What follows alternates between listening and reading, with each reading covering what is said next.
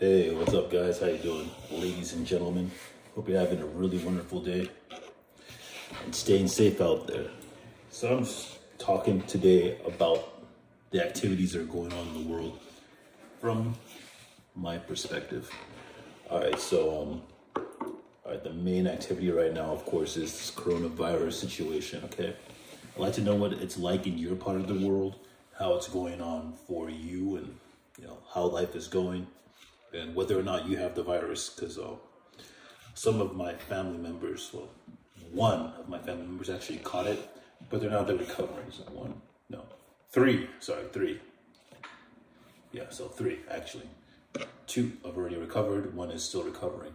So yeah, it is something that you can catch in case you think that there's some kind of conspiracy that this isn't real.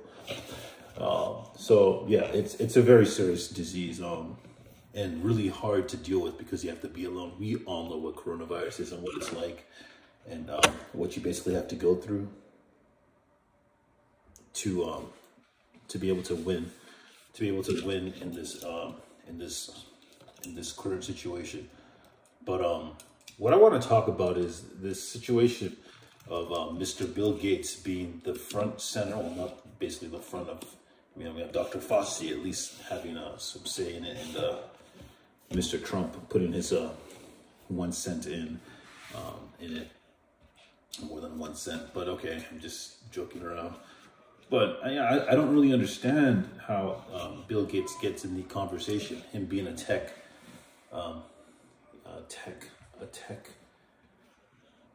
CEO, not anymore CEO, but a tech investor, CEO, a pioneer in technology of Microsoft. Why he has so much of a say? Like, Bill Gates is going to tell us how he's going to stop coronavirus. That narrative for me doesn't quite make sense because he's in technology. When did he become front and center in the medical field?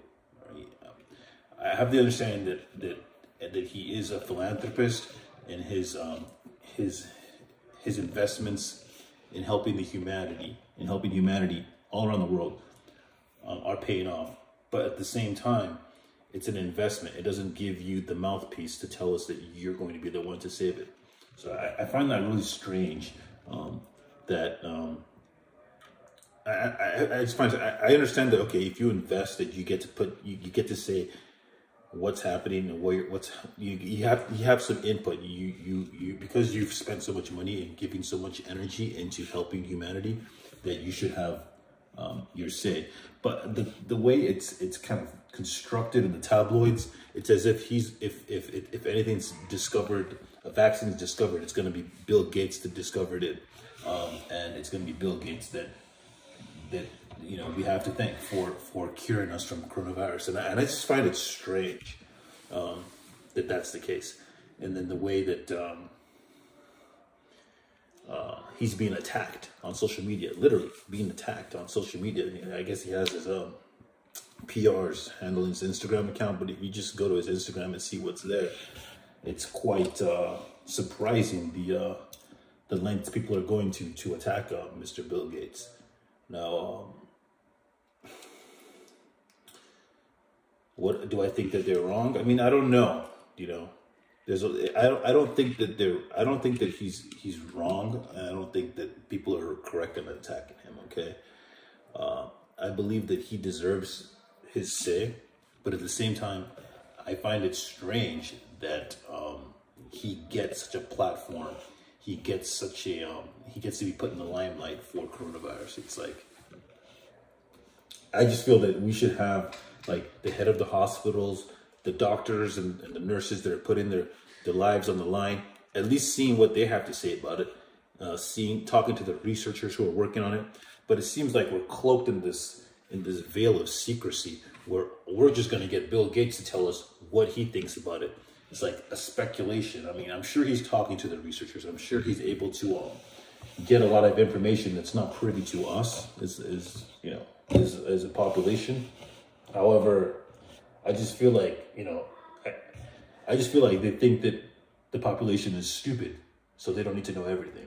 They just need to know what we want them to know, and Bill Gates is going to tell you. I don't like that. Okay. And while you will catch coronavirus. So it doesn't seem right. It seems strange to me in very many ways. And I'm sure it probably does to you. You know, what does Bill Gates have to do with coronavirus? Why can't we hear from a doctor? You hear Dr. Fauci and Donald Trump, but you're not getting the whole picture or we're not getting different sides of what could be done. And it's worldwide. It's not just United States. It's not just United States. It's worldwide. Okay, people in China aren't getting the information they want to get. However, they're claiming that they have a vaccine for the virus. That's only being distributed to the military. So as of now, China has a vaccine. Okay, if it's actually working, they right now have a vaccine. Are we going to be using that vaccine? I don't think so. I don't think that they want it to be that the virus came from China, so they had a head start to work on this vaccine, and now they have a vaccine. The numbers didn't get out of control like the United States, and the whole political climate is just not good if we have to run to China back for help to get the vaccine. For me, if that's the vaccine that's going to save us all, if it's going to stop this virus from spreading, I think that we should really actually be looking into this vaccine that they have. Whether or not they'll give it to us, that's up to question. But it's something that the president needs to ask President Xi. You know, what is this vaccine they're talking about here? And let's test it out. Is it actually something that works? I don't know if that conversation is happening. Probably not. As far as they're concerned, they want to do it on their own, something safe, something they understand. However, you know, if you let us, if they're able to see what this vaccine they're talking about is, what it is, they'll be able to know if it's safe or not for us or not. Whether the people believe it's safe, that's another question, but it's something to look at. Now, this protesting, I have seen that we're all seeing on the news of people protesting at the doorsteps of wealthy people's homes. Is just a whole another level. That's just a whole another level that because I don't agree with it, so I'm not part of a group of people protesting at the doorstep of a wealthy person's house. That's like, no, that's out of control. Now you've lost control. Okay. So you see them on the news. I'm not sure if you've seen it, but a lawyer and his wife, who's also a lawyer, were protecting their house armed. I think the gentleman had an AK-47 and she had a small, I don't know if it's a Tomcat or Bobcat, or I don't know what type of small purse gun that she had in her possession. And she's sort of like holding it like, I don't know what I have here. Holding it sort of like this. She's sort of holding it, you know, sort of like that. So yeah, it was ridiculous, but they were definitely, they had a lot of reasons to be afraid. And it was funny how they didn't even have time to put their shoes on. If you see the clip, they didn't have time to put their shoes on. They were just basically outside with their guns, screaming at this crowd. But hey, at least what I did notice about the crowd is I noticed that they did not actually get onto their property, move forward or anything like that. They were just basically shouting and protesting from a distance, from a maybe even a legal distance, so they don't open fire on them, of course. But it was very dangerous. It was, it would only take one idiot to do something stupid to just make it go all bad.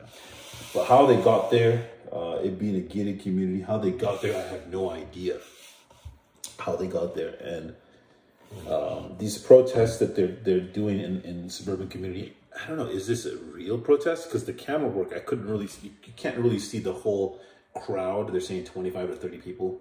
I mean, that's a small crowd. I don't really get that. But the idea of going to a gated community, to a neighborhood to protest, and what are you going to do? Loot someone's house? Trespass on someone's house? And now we're not talking business, we're talking about houses now.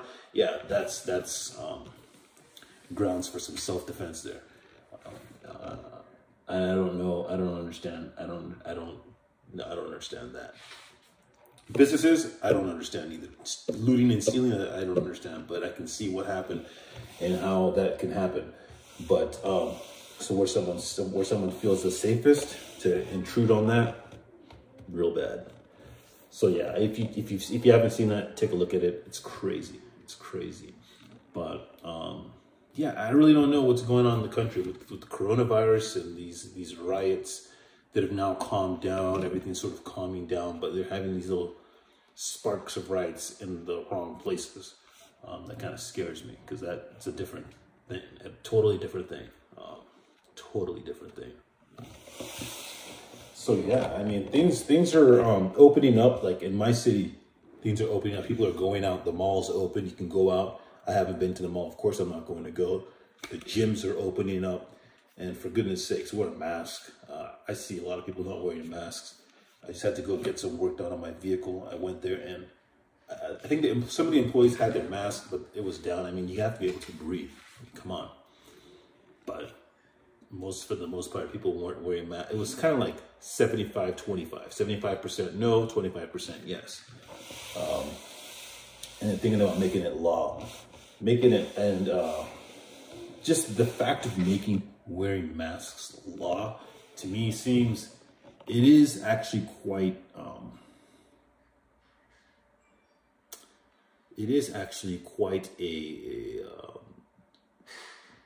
should I say barbaric law to actually force you to wear a mask. Something that you would see happen in China, and I don't think it's something that should happen in the United States. However, I do understand the reasoning behind making it law, seeing as a spike in the virus and the laissez-faire attitude of some people not wanting to comply with wearing masks voluntarily, and even if it was law. Okay, now that being the case, if they make it law, how do I feel? I feel that if they make it law, it is very forceful. It's too forceful. It's something that should be volunteer. It should be optional, okay? But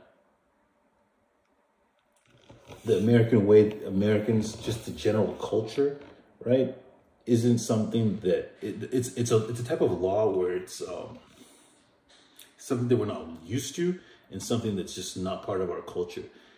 So if you know European culture, okay, and if you know France, okay, France is actually a good place. They had a law where Muslim people cannot wear facial coverings. So they had a law where you had to take off your facial covering. So well, now we're even speculating on creating a law where you have to wear facial coverings, of course, for medical reasons, okay? Doctors wear it when they do surgeries, nurses wear it in the line of duty. But now you're asking the general public to wear it is a normal way of life by law. It's a lot to get angry about, to be honest. And in California, people are so around the whole entire country, people are getting angry about it. And for people who have breathing problems, it is something to be angry about, because it hinders your breathing problem. I'm sure you could actually get some sort of, you can get some sort of exception if you have a breathing problem. But then at the same time, if they make it law to wear facial coverings, it could also open up a whole nother avenue of racial profiling. Because if you can imagine, if you're a black guy, you're a black man like myself, and you have a facial covering on, and for some reason you're outside and you're going to your car and you have asthma, and you kind of feel yourself not able to breathe, and you just kind of take it hanging off your ear. The moment you take it off hanging off your ear, you're breaking the law and opening yourself up for a barrage of profiling and harassment. So in that aspect of the law is another problem. It's just yet another law that will cause more problems and give police more ammunition to harass you. That's what I'm trying to say. And I don't think that that's a good idea, right? So what do we do? How do we handle this? It should be optional. If you know that you're sick, you should stay indoors. You should be in quarantine mode. Have someone else. If you're living alone, it's more difficult, because then you have no one to take care of you. You have no one to go shopping for you, you know? And for some people, quarantine isn't even an option. So we're living in a time where this quarantine is very unnatural. It's like living in a living like a prisoner in your own house. Okay. No matter what you've done in life, now you're being punished for what the world is like today. You can't travel. You can't go to the park and play. You can't. I mean, basketball starts July 30th, but you can't watch sports. You can't do so many things. You know, you can't talk to someone. You can't touch people. It's a lot that you can't do. That it just naturally happened because we are in a pandemic. What do? You know, what are you supposed to do? Make it a law for everyone to wear masks? And will that solve the problem? Probably not. I mean, if they made a law for you to stay home, then that is a lot scarier, because now then we're in a state of like martial law where you can't even go out, whether or not you liked it, whether or not you want to even break it. You just can't go out. We're not there yet. They're not talking about that, but that's what China did early on. In the city where it was the most, they just not just locked down the city and saying, okay, you could leave if you want. It was really locked down. Physically, you could not leave your city, and then physically, you could not leave your home. Something that hasn't been implemented in the United States. But if we did it early on, which is a move that's very unpatriotic, very unconstitutional, but seemed like would have been the only way to stop it from spreading, right?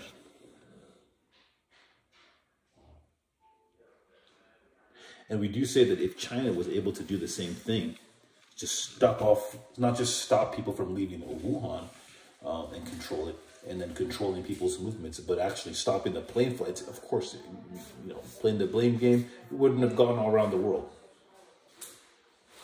But here we are, we're here right now, and that's what it is. And it's getting worse, and it's getting worse fast. The numbers that I see, I almost don't believe it, but it is what it is. It is what it is. It is actually really happening like that. It's a full-on blown pandemic in the United States, if what they're saying is true. But on the bright side, we will get out of this. We will definitely get out of this, and life will move on. Sports are starting up, soccer's starting up, but a lot of players are actually scared to play sports right now because they know that they have a higher chance of catching it, because now you're interacting more than even what a normal citizen would be. A normal citizen would be interacting with other people. So that's a problem that a lot of athletes are facing, and they're probably going to, in their own, probably if they see it, which they will see themselves catching it, and people start actually passing away, professional athletes, then they may have to cut that idea of playing basketball July 30th. We'll have to wait and see. I mean, I would like to watch people play basketball, but I don't want to see people dropping down dead, okay? Of course not. Who wants that? But apart from that, well, it's not apart from that. Everything is really basically the same as it was a month ago, basically worse. Protests are kind of dying down. That's died down, but they're changing methods, and coronavirus is spiking. So if you guys do have coronavirus, let us know in the comment section below. Make sure you guys are doing okay. If you have any thoughts on what we should do as a population, if you were to govern yourselves, what would you have? If you were to be president, what would you say that we should do to stop this from happening? Let us know in the comment section below. I'd like to know, because it seems like all we get is Bill Gates or CNN or one or the other telling us what's happening, and sometimes people saying that we shouldn't even do testing. So I like to know what other people think about what's going on and what should be done, because this is unprecedented. You can ask your parents; they don't know; they've never seen this before. You can ask anyone. This is all new for everybody.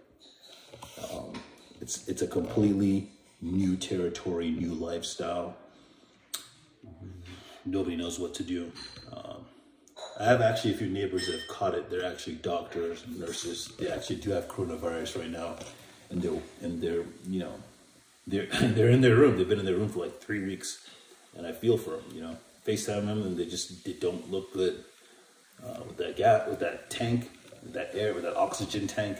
You know, big old oxygen tank next to your bed. Coronavirus is something that you're not gonna like. They don't like it, and you wouldn't like it if you catch it. So, you know, whenever I move, I use sanitizers. I use my face mask. I always wear sunglasses to protect from things getting in my eyes. And I wash my hands, of course, but it's the sanitizers when I'm on the move, and mask. I always wear masks, so if they made it law, it really wouldn't bother me. But I just know that not everybody can do that. So yeah, let me know your opinion on the comment section below. You guys stay safe out there. Talk to you later. Peace.